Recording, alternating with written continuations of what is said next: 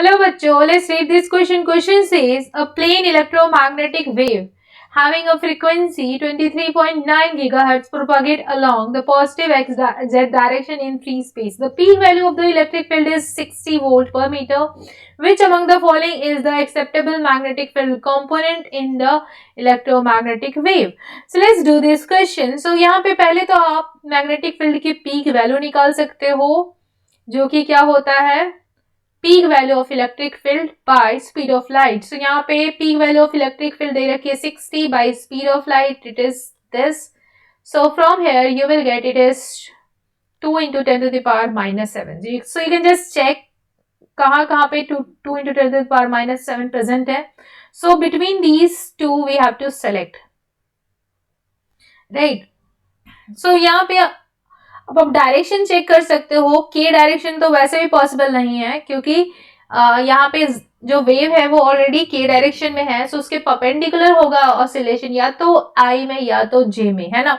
So you can also cross this by using that concept. Now if you see here, अब हम निकालेंगे omega and के, है ना, क्योंकि हमारी जो कंप्लीट इक्वेशन होती है वो ये होती है sign it is k.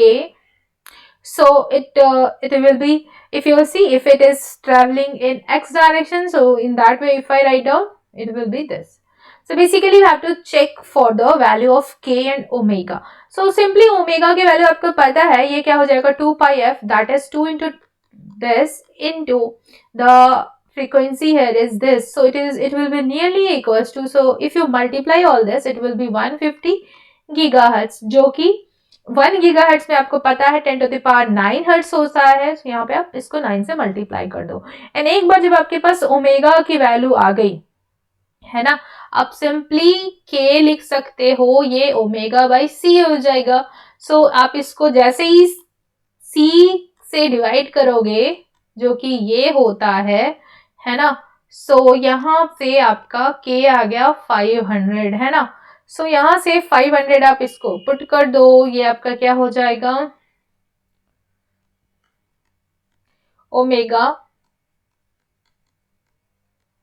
Plus, है ना. सो इस तरह का इक्वेशन आपको यहाँ पे चेक कर लेना है. सो आपके पास अब दो ऑप्शन है. यहाँ पे देखो जो z जो वैल्यू है ना, एंड यहाँ पे k जो वैल्यू है, k आपके क्या है 500 है ना, एंड यहाँ पे क्या है 1500 है. So you can just reject this, and if you see here omega here is 15 in omega, what we got, it is 115 to 10 to the power 9, and here if you see here the omega value is incorrect, right? So basically here the only correct option that could be here, it is this. So you can just mark here B as the correct one. Hope you understand it well. Best of luck.